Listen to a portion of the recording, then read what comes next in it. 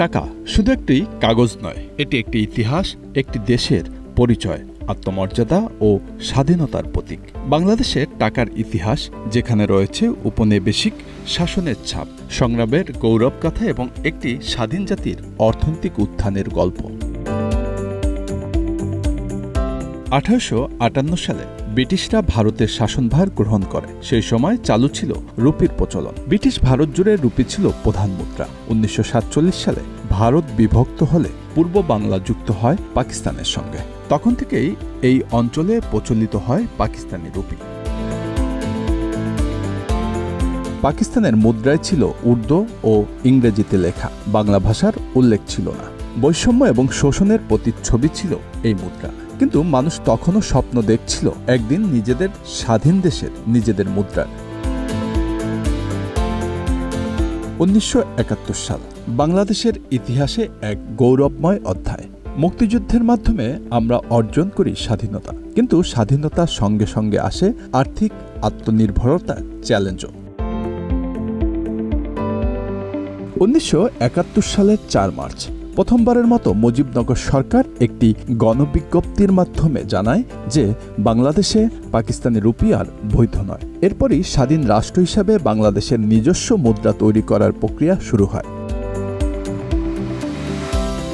তবে সর্বত্র এর প্রচলন না হওয়া পর্যন্ত স্বাধীনতার বেশ কয়েক মাস পরেও পাকিস্তানি রুপির ব্যবহার ছিল। মুক্তিযুদ্ধের সময় পাকিস্তানি শাসনের বিরুদ্ধে বাঙালি জাতীয়তাবাদের দ্বারা একটি বেসরকারি রীতি প্রচলিত ছিল। পাকিস্তানি রুপির নোটগুলোতে বাংলাদেশ রবার স্টাম্প দিয়ে মুদ্রাঙ্কন করা। 8 জুন 1971 পাকিস্তানি সরকার সমস্ত রাবার স্টাম্প সহ নোটগুলোকে বেআইনি, অবৈধ এবং মূল্যহীন ঘোষণা করে। 1972 সালের 4 মার্চ আনুষ্ঠানিকভাবে চালু হয় বাংলাদেশি টাকা। তখন প্রথমে 1, 5, 10 ও 100 টাকার নোট চালু হয়। টাকাগুলো ছাপানো হয়েছিল বিদেশে, বিশেষ করে ইংল্যান্ড ও ভারত থেকে।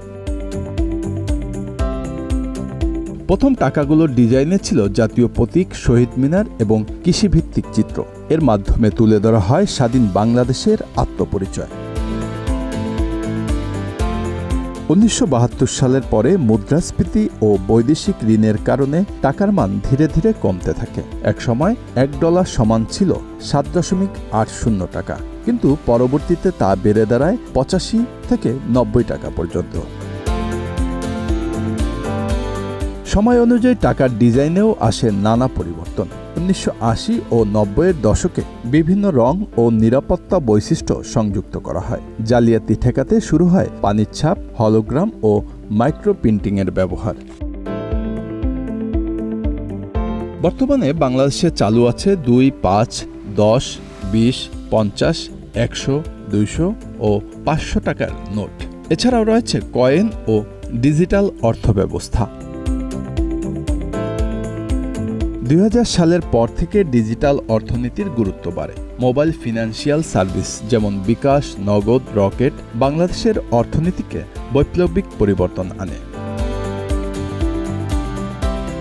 টাকা এখন শুধু কাগজে সীমাবদ্ধ নয়, স্মার্টফোনের স্ক্রিনেও এখন দেখা যায় টাকা। এটি আমাদের আর্থিক অন্তর্ভুক্তিকে আরও সহজ ও নিরাপদ করেছে। প্রতিটি টাকার নোটে যে প্রতীক ও চিত্র ব্যবহার করা হয়েছে তা শুধু শৈল্পিক নয়, তা একটি বার্তা বহন করে। যদিও প্রযুক্তি উন্নত হয়েছে, তবে টাকার মান এখনও নানা চ্যালেঞ্জের মুখে। বিশ্বব্যাপী মুদ্রাস্ফীতি, বৈদেশিক ঋণ ও রিজার্ভ সংকট আমাদের অর্থনীতিতে প্রভাব ফেলছে।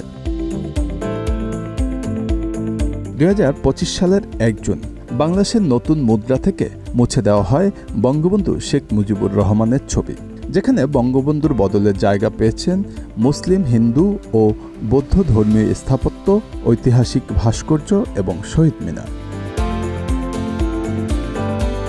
ভাষাবিদগণের মতানুসারে বাংলা টাকা শব্দটি সংস্কৃত টঙ্ক শব্দ থেকে উদ্ভূত হয়েছে, যার অর্থ রৌপ্য মুদ্রা। বঙ্গরাজ্যে সবসময় টাকা শব্দটি যে কোনো মুদ্রা বা ধাতব মুদ্রাকে বোঝানোর জন্য ব্যবহার করা হয়েছে। 14 শতাব্দীতে ইবনে বতুতা লক্ষ্য করেছিলেন যে বাংলা সালতানাতের লোকজন সোনা এবং রূপার ধাতবকে দিনার না বলে টঙ্ক বলত। Bangla affairs news desk.